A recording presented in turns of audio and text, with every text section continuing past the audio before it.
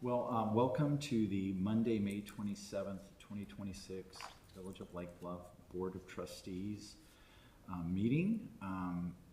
This is a little bit unusual, but in the absence of the village president, Regis Charlot, I'm the deputy village clerk. Normally the village clerk would be doing this, but I'm the deputy village clerk, and as such I will call the May 27th, 2026 meeting to order, and I will call the roll. Trustee Eslamas? Here. Trustee Freed? Here. Trustee Renner? Here. And Trustee Ryder? Here. We have a quorum present, and it is the village's practice that the longest serving trustee act as president pro tem in the absence of the village president. Tonight, that's village trustee Susan Ryder. Is there a motion to have Trustee Ryder serve as president pro tem for tonight's meeting? Motion to approve. Second. All those in favor? Aye. Aye. Trustee Ryder, the meeting is yours.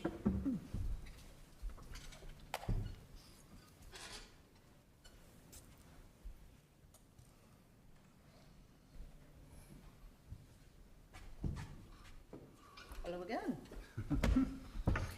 We'll start. Item 2, stand for the Pledge of Allegiance, please. I pledge allegiance to the flag of the United States of America and to the republic for which it stands, one nation, under God, indivisible, with liberty and justice for all.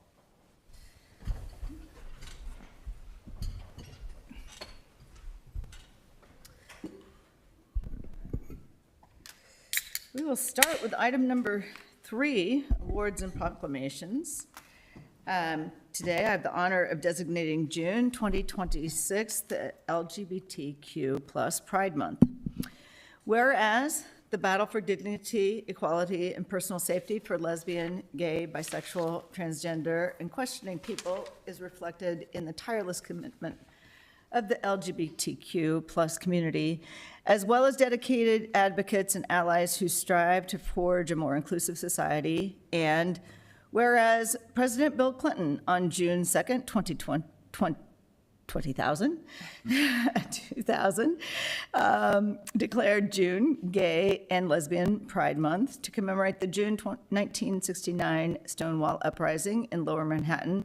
And on June 1, 2009, President Barack Obama expanded the commemoration further by declaring June to be Lesbian, Gay, Bisexual, and Transgender Pride Month. And whereas LGBTQ plus Americans, including those who live in our local communities, face hate and discrimination simply for being who they are and for who they love, and there remains much work to do to extend the promise of our country to every person. And whereas the landmark Supreme Court decision of 2015 guaranteeing marriage equality in all 50 states was a historic victory for LGBTQ plus Americans and continues to affirm our belief that we are all more free when we are treated as equals. Now, therefore, be it resolved that I, Susan Ryder, Village President Pro Tem of the Village of Lake Bluff, Illinois, do hereby proclaim June 2026 LGBTQ plus Pride Month in the Village of Lake Bluff and call upon the people of Lake Bluff to wholeheartedly recognize the importance of LGBTQ plus to our village and nation and the progress we have made in ensuring equal treatment for all people. Okay, item number 4, consideration of the minutes of the May 11th, 2026 Village Board meeting. If there are no changes to the minutes, I'd ask for a motion to approve the minutes as submitted. Do I have a motion? So moved. Or second. Motion, second. And it is a voice vote. All in favor? Aye. Aye. The motion passes. Thank you very much. Item number 5. Now is the agenda item where we leave time for public comment for items not on tonight's agenda. The village president and board of trustees allocate 15 minutes for those individuals who would like the opportunity to address the village board of trustees on any matter not listed on the agenda. Each person addressing the village board of trustees is asked to limit their comments to a maximum of 5 minutes. The village board very much values public comment, and to the extent your public comment is a question or requires further investigation, village staff will follow up with you outside of this meeting. Time for non-agenda public comments is not intended to be a question and answer session or for board deliberations, but the board may, at its discretion, choose to answer questions or discuss non-agenda items. We appreciate your understanding and look forward to your comments. Do you have anyone who'd like to speak about a non-agenda item?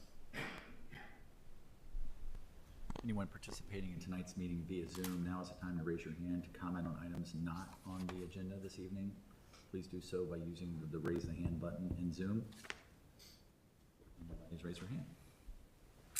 Item number 6 will now set the order of the meeting. We will entertain requests from anyone present on the order of business to be conducted during the village board meeting. Has there been a request to change the order? There has, to take item 12 first. Okay, item 12. Do we have any other items out of order? No, ma'am. Okay, then without objection, I'll be taking item 12 first. Any objections? No objection? Okay, moving on. Item number 12 is an ordinance granting variations to allow the use of an undersized lot of record, 117 East Washington Avenue. Is there a motion to approve this ordinance? Motion to approve. And do we have a second? Second? I don't know whose turn it was. Minutes will reflect trustee Renner. Okay. Mr. Thomas Dish is requesting variations from section 10(5)(g)(3) and 10-8-2E3 of the zoning code to allow an undersized lot of record that he owns at 117 East Washington Avenue to be utilized as a buildable lot in the same manner as any conforming lot. The zoning code allows an undersized lot to be used as a buildable lot only if the lot has been under separate ownership from adjoining properties. This lot was under separate ownership until 2007, when Mr. Dish purchased it at a time when he already owned the property next door at 115 East Washington Avenue. Each property was already independently developed with a house on each lot.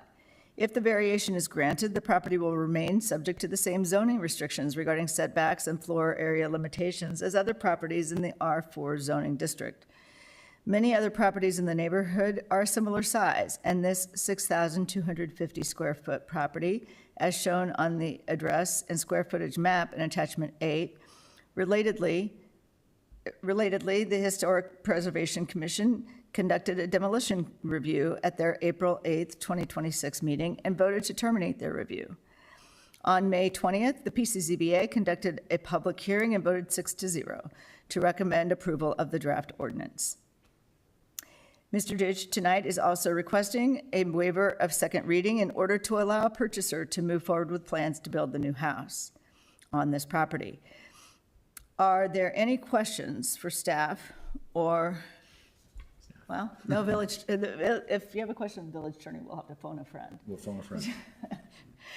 Is there any questions for staff? I have a question, Drew. It's only regarding the waiving of second reading. Have the neighbors been informed? Do they have any feedback? The neighbors have been at several. You can come to the podium. Sorry, you have to come, but I was actually, Mr. Koch, our building commissioner, or building code supervisor, can answer that question with respect to what happened at the public hearing. Yeah, so notices were mailed out for the PCZBA meeting to all the neighbors within 300 feet. Any feedback from the neighbors specifically about waiving a second reading here? No, they Any they concerns, No, they didn't say anything about that. Just to be clear, that would not have been part of the zoning notice. That would have been only in tonight's packet, but we have not received any feedback regarding that information. Thank you. And were letters To be- sent to them? Not about a waiver, but that is not our procedures. Not about the waiver. Correct. Just about the, Yeah, just the zoning, traditional zoning. And as far as people testifying at the hearing, neighbors at the meeting, I don't know if there were any. Yeah, there was no one speaking in opposition. There might have been a couple people there just for information, I think, mostly, but no one spoke in opposition to the variance. thank you. And Mr. Dish is here if there's any questions as well. And I understand there's a transfer of the property underway or has happened? Excuse me. I do have a question, I guess.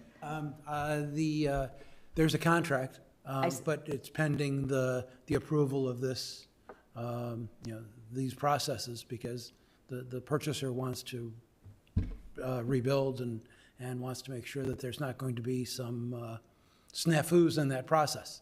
So this is pending that, but that's, it's also if I hadn't owned both lots, this would have been grandfathered in anyways.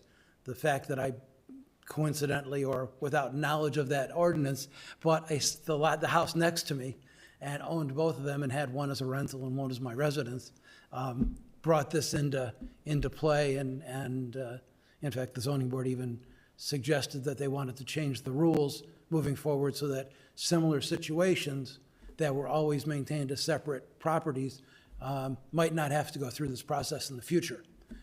But that, I don't know where that stands, but that's what they suggested to avoid the administrative red tape. Okay. Any other questions? All right. As to the first reading, this will be a voice vote. So we have a motion in favor, a motion to approve, and a second. Yep. So as to the original motion, all those in favor? Aye.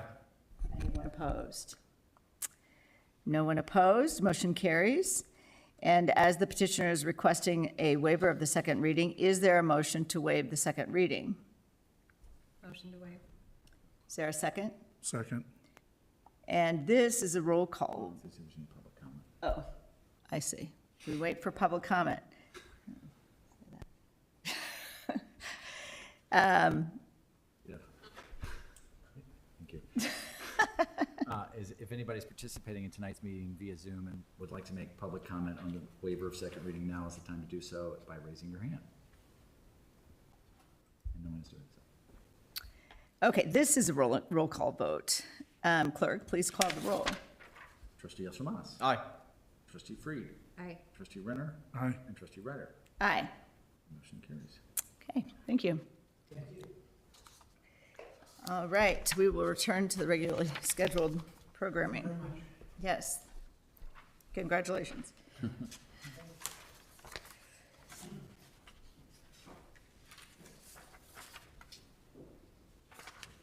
Okay, item number 7, the village finance report. 7A is the warrant report for May 12th through May 27th, 2026. Is there a motion to approve the warrant? Motion to approve. And a second? Seconded. Are there any questions from the board or from the public?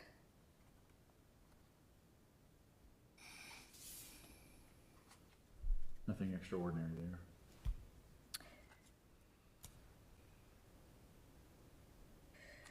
Okay, if not, this too is a roll call vote.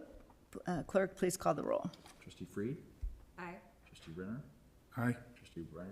I'm sorry, I'm supposed to call you last. Trustee Yassermas. Aye. And President Pro Tem Ryder. Aye. Thank you. Item 7B is the April 2026 financial report. For the April financial report, is there a motion to accept the report as provided in our packets? So moved. And is there a second? Second. Any questions on this from the board or from the public? From staff's perspective, I just make the comment, as was noted in the memo, transmitting the report. I think this is more of the same in terms of, we're seeing now the food tax drop off, and we're also seeing what we thought we've been seeing was just last year was an anomaly so far in terms of sales tax generation. So maybe more, we'll see. We'll have another gangbuster year later, we'll see. But I think it's more of the same, steady. And April is the end of the year, so now we have Fiscal year. we have the full fiscal year information. And for the full fiscal year, we were up 2.6 over last year. Is that right? That's right. I think what the difference is that we've for a unbelievably long period of time, just kept experiencing year after year growth, which I know other trustees over the years have sat on the finance committee said this possibly can't continue, and it looks like it stopped, or at least slowing down a little bit. So still going in the right direction generally. Right, as compared, this year, there was a 2.6% increase, but the year prior, there was a full almost $500,000 increase, it looks like, from the year prior to last year. So slowed but not reversed. Yep. Okay. With that comment in mind, this is a voice vote. Clerk, could you, a roll call vote? It's a voice vote. It should be a voice vote. It's a Sorry, voice typo. vote. Yep. Clerk, don't call the roll, whatever you do. All those in favor? Aye. Aye. Anyone opposed? The motion carries. Okay, item number 8, our village administrators report.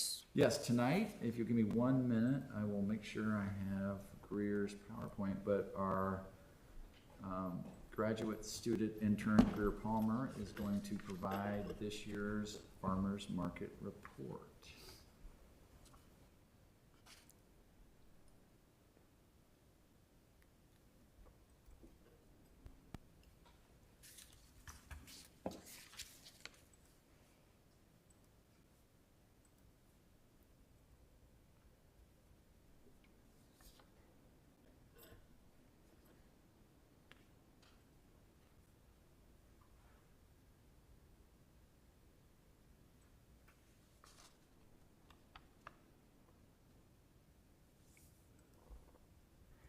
Thank you. Okay, we're ready? Yep. Okay, as Drew said, my name is Greer Palmer. I'm the administrative intern. I'll deliver the 2026 Farmers Market Report. So on Friday, June 5th, the Lake Bluff Farmers Market will re-welcome locals and visitors for the 33rd annual year. The Lake Bluff Farmers Market was established in 1993 to support and bring visitors to Lake Bluff's then burgeoning central business district. In view of today's strategic plan goals and objectives, the success of the market cultivates connection among Lake Bluff residents and bolsters economic vitality in our downtown. In the ensuing 33 years, our market has been recognized as one of the best in Chicagoland by major media. The 2026 Farmers Market season will run Friday mornings from June 5th to October 9th, 7 a.m. to noon. Procedurally, the market operates on the Village Green. This memorandum provides a brief overview of the market's upcoming activities on the Village Green this summer. So, provided on the screen are the farmers market promotional artworks. This year we got artwork created by artists on the Bluff, and the artist was Elizabeth Franz, and Philip Ross did design work for us and helped us purchase these bags with the committee. These bags and posters will be available at the market in the mornings on like a first come, first served basis. Because it was the 250th anniversary, we ordered 800 bags, so we have a lot to share. Expectations are high. Yeah. And in support of this is the farmer's market this year is on the 3rd. People are gonna be off that when that's yeah. fall, that is like, those are like the mega market days. It will be very busy, so. I bet it will. And some of these posters are already around, like the central business district, if y'all have seen it too. And sponsorship this year, the Lake Forest Bank and Trust provided sponsorship once again, and the committee just wanted to say thank you for that. Our vendors, we have 4 new vendors this year, and the committee aims to provide a wide variety of produce, baked goods, flowers, specialty products. And the farmers market has accepted 36 vendors, and of the 36, 4 are new and 32 are returning.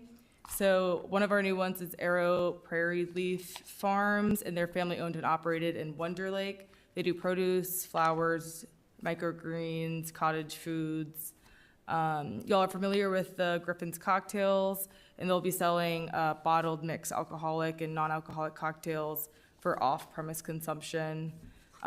We now have a fish vendor back from, this is gonna be like an Alaskan fish vendor, and they're family operated, and they do frozen fresh fish and smoked fish products and like smoked fish like spreads, that sort of thing.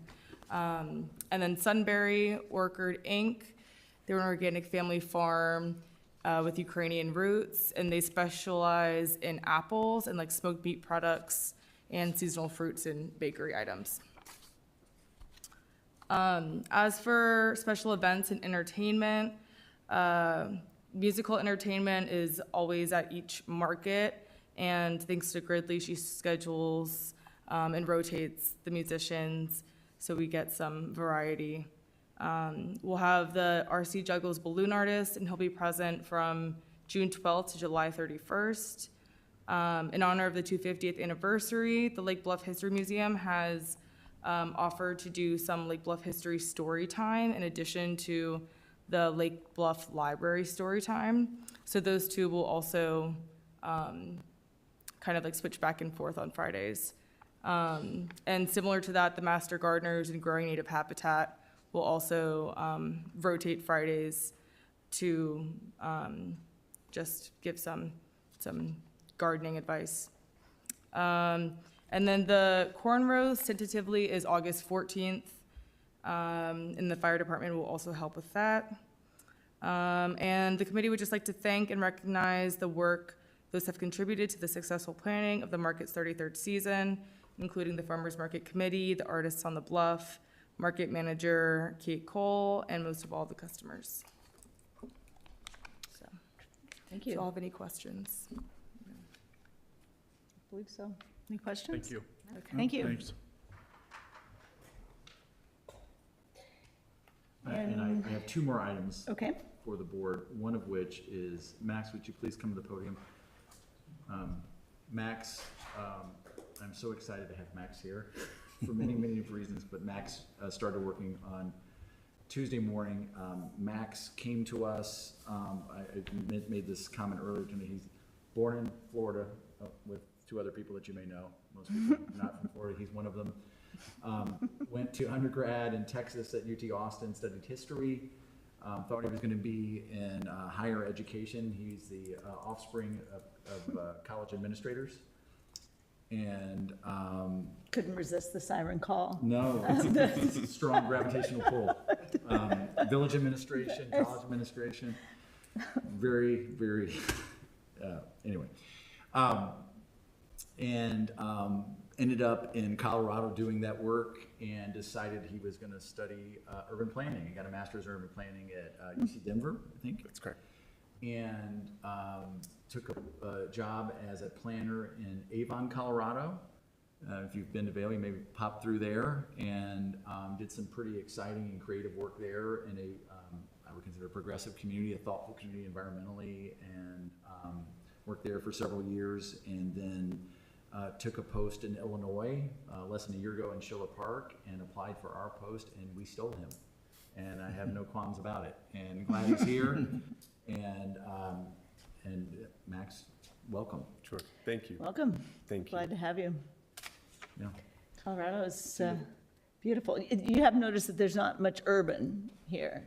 It's It's more suburban. and Urban, I think is the term in the plan. urban and regional planning is the full degree. the So full degree. we'll lean into that. No, this is a great fit for me. Avon is a similar sized community.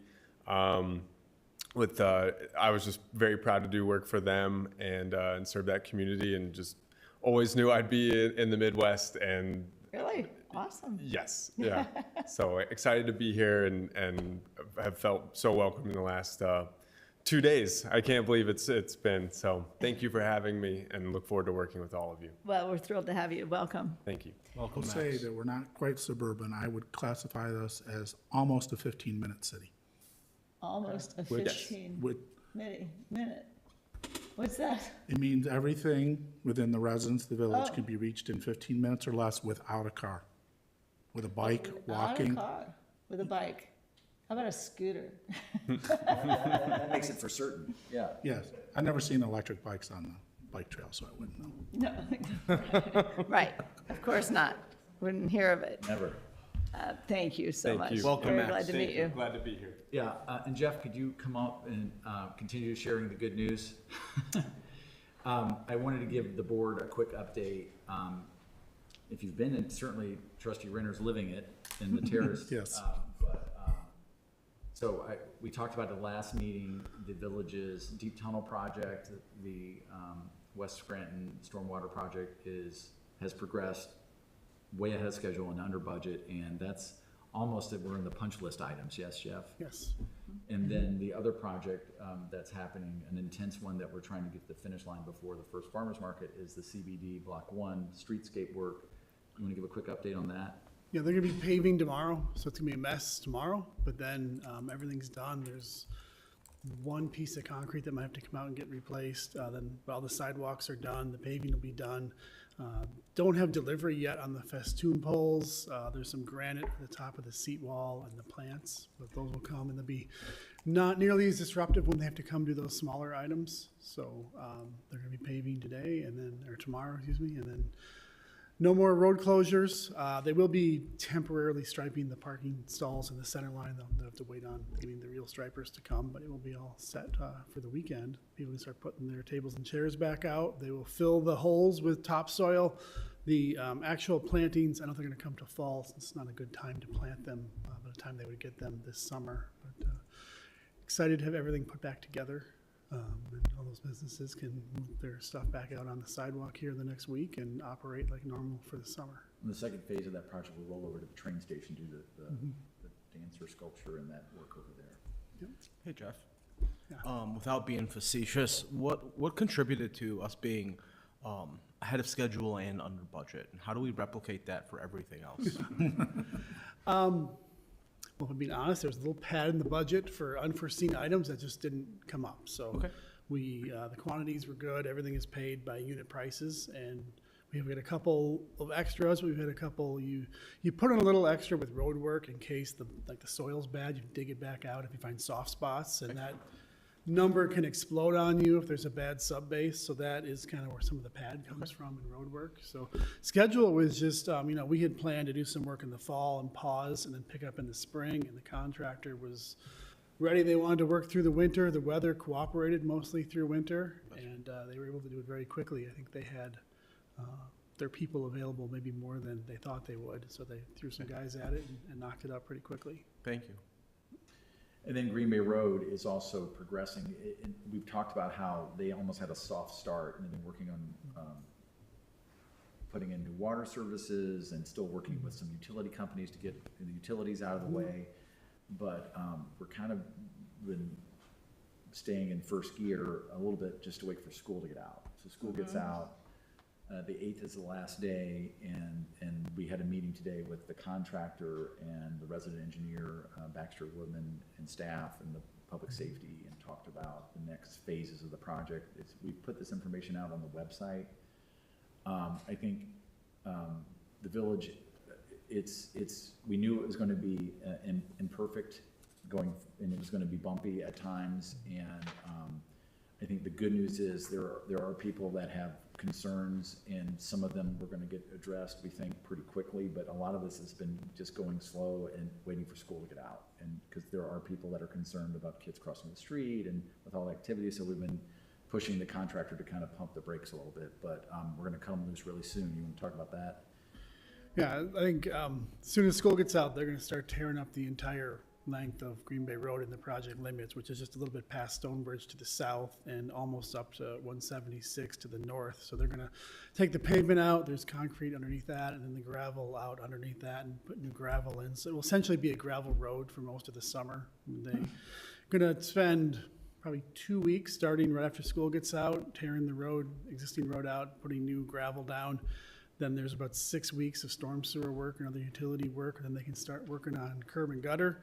Our big push is the two ends need to be done, paved before school starts so that people can get through it. We don't have a full closure either direction while people are trying to get their kids to school. So they've agreed with that. Then the middle might go a little further into the fall, but people will be able to get by. The new expectation is ahead of schedule, under budget. The under budget's a little That's what I trickier on heard. that one, but we might get there. Thank you. And so we have been trying to just evolve and pivot with the changes from what we've seen, knowing that we're trying to, I won't say limp along till we start in earnest post. We have experimented with different signs, and we're gonna have more signage and more explicit signage about what thou shall and shall not That do. came today. Oh, is it I believe out there most of now? that is up there right now. Okay, great. Do you wanna explain that a little bit, please? Putting in a sign says no access to Lake Forest in one way and no access to 176 the other way. We had a lot of cut-through traffic. I'm sure Trustee Renner has seen that on your street. The day after school lets out, it will be completely closed to the south as they do that section of road, and it'll be that way for at least a couple of days. We're hoping that will permanently change some habits of some of our neighbors trying to cut through while the road is closed. When that gets kind of reopened for local traffic to go through it. I think also the road is just too nice right now. I've never said about Green Bay Road before, ever, but when you come up from the north, all you see is a couple of road closed signs, and there's maybe some equipment way down, but it just looks like it's open. But once school gets out and we rip all the pavement out, it will certainly look like an active construction site for the whole thing, and I'd like to think that we can divert more people. I know Chief Smazinski has been basically counting the cars with his signs week by week, and we're seeing it start to come down, but hopefully once we fully close the road in a couple of spots for even just a couple of days, people who have been sneaking through daily will realize that's a bad idea and follow the detour, and will be almost just Lake Bluffers trying to get to their Get homes. And citations are being written, and we're not gonna stop, and so. I think we're the hoping- speed bumps are going out right now. I think they're probably still out there putting those Yeah, in. we've had them in the East Terrace, and now we're putting them in the West Terrace. We're waiting for delivery on some parts, and they're in, and we're putting them in. Speed limit's been lowered, and we're hearing from some residents, they want, I think they want more. I think they want actual like moats and barbed wire and other traffic calming techniques that we probably will not be able to employ. But we're gonna stay flexible, and if it means adding more speed bumps, we're gonna do that. They're rather inexpensive, and like I said at the beginning of this, I'd be surprised if people don't wanna leave them in the neighborhood after this is done. People really like them, so. What is remind me again what the coordination is with the festivities for the 250 July 4th? Is there a coordination with the road work and traffic to the events this summer? So they'll be subject to all the same detours and the same paths. But you're not planning to like remove some things, make it easier to get on, it's just gonna keep going? Yeah, and right now, we did talk with the contractor about, they're not gonna work on the 3rd, obviously, or Right. the 4th, but we won't do anything extraordinary or special. We don't wanna, we're in the process of educating the world. We don't wanna re-educate and do Okay, something, just, I right? wanna know. Yeah, Okay. yeah. All right. That's all I have. Have to answer any other questions. A lot going on. Indeed. This village president pro tem has no report, and there is no village attorney, so there are no reports there. We'll move then to the acceptance of the correspondence. Correspondence was delivered to the village board in the informational report on May 15th and May 22nd. Is there a motion to accept the correspondence for the period May 15th and May 22nd? Motion to approve. Is there a second? Second. Is there, this is a voice vote. All in favor? Aye. Aye. Is there anyone opposed? No one opposed. The motion carries. Thank you. Item number 12, we have dealt with. Item number 13. Next, we have a resolution approving a grant agreement between the Village of Lake Bluff and the Illinois Department of Commerce and Economic Opportunity for the new Green Bay Road pedestrian bridge over the Canadian National Railroad track at the northern border of the village. Is there a motion to approve this resolution? Motion to approve. And is there a second? Second? The existing Green Bay Bridge over the Canadian National Railroad tracks at the northern boundary of the village is too narrow to safely accommodate a dedicated pedestrian pathway separated from vehicular traffic.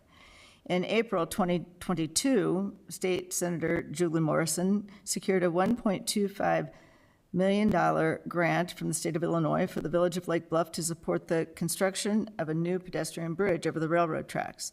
The project is intended to improve pedestrian safety, connectivity, and ease of movement within the community. In January 2024, the village engaged Baxter and Woodman to complete Phase 1 engineering and design services for the proposed pedestrian bridge at a cost of $236,214. And this work is nearing completion. In May 2025, the village was awarded an additional $3 million grant through the Illinois Transportation Enhancement Program, known as ITEP, to support the pedestrian bridge and related sidewalk improvements. The total estimated project cost is approximately $5.1 million. Village staff recommends that the village board approve the attached agreement with the Illinois Department of Commerce and Education Opportunity to facilitate grant reimbursements for bridge design and construction activities. Staff anticipates that the village board will also be asked to consider an agreement related to the ITEP grant in the near future. Village staff will be available to answer any questions today at this meeting. And are there any questions for staff? From the board first, or from the public? At the time of the grant, the 1.25 seemed like a lot of money, and now construction costs continue to go up. But we still feel confident about the ability to complete this project, I take it? Yes. As with any project involving the railroad, getting a permit from the railroad would always be the longest aspect of the process. So. I'd only like to comment to say I remember a few years ago, Village President Charlot commenting of how needed this is for the community, for both communities, and how dangerous it is to walk over that bridge for adults and kids alike. So it's exciting to see this moving forward. It is. It does tie the full school district together with a safe way to get to school, those kids. Okay, this will be a roll call vote. Clerk, please call the roll. Trustee Renner. Aye. Trustee Estermas. Aye. Trustee Freed. Aye. And Trustee Ryder. Aye. Motion carries. And finally, I think item number 14. It's a resolution authorizing the execution of a construction contract with Assurance Heating and Cooling and waiver of competitive bids for the replacement of the air conditioning system at the Public Works Administration Building. Is there a motion to approve this resolution? So moved. Seconded. In September 2025, the village called AA Service Company, or AA Service Company, to troubleshoot a problem with the air conditioning system for the Public Works Administration Building. Their diagnosis of the problem was that refrigerant was leaking out of the evaporative coil in the interior air handler, and they provided a quote of $11,858 to replace the coil. Accordingly, the village budgeted $15,000 and obtained 3 quotes with the intention of having this work performed in May 2026. The lowest quoted price was from Assurance Heating and Cooling. Prior to signing a contract with them, the village had them test the unit to verify the initial diagnosis. They discovered that the leak is actually from the condensate coil in the exterior portion of the air conditioning system, and then provided a quote of $18,473 to replace this coil. After discussing the issue with and obtaining quotes from Assurance Heating and Cooling and Ireland Heating and Air Conditioning, the village staff is recommending to replace the entire air conditioning system. A significant factor in this recommendation is the fact that the federal government has recently mandated the discontinuation of the R410A refrigerant used in the existing system, which raises concerns about putting further investment into a system for which the replacement parts may be difficult to obtain in the future, not to mention dangerous. For $28,787, Assurance Heating and Cooling will install an entirely new system with a warranty, and it will use the new R454B refrigerant, for which replacement parts and refrigerant will be available into the foreseeable future. The village staff is recommending the waiver of competitive bidding and that the village board authorize work to be contracted with Assurance Heating and Cooling for an amount not to exceed $28,787. Are there questions for staff regarding this recommendation and resolution? Drew, will they be able to get this done before the peak of the summer? Unfortunately, it's about a 6-week lead time to get the unit, so it'll probably be mid-July when it's installed. The system is partially working today, so it does do some cooling of the building, so. And our public works staff, works outside the building a lot, so, a lot of their day, so. Will we need to They do say any they're gonna survive. temporary cooling, peak July, before we were able to change it? We're hoping not to need that. Okay, thank you. Yep, sure. Okay. Any questions from the public online? Our very involved audience. If there's anyone participating in tonight's meeting via Zoom have questions regarding this item, now's the time to raise your hand and to be heard. Amen. Okay, this too is a roll call vote. Clerk, please call the roll.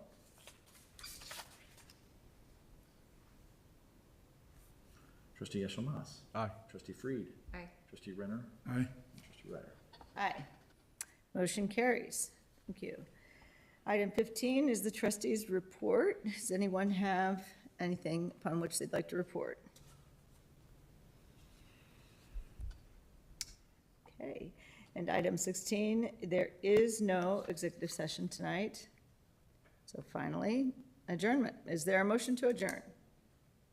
Motion to adjourn. Is there a second? Second? All in favor? Aye. Aye. Aye. Anyone opposed? That motion carries. Thank you all very much.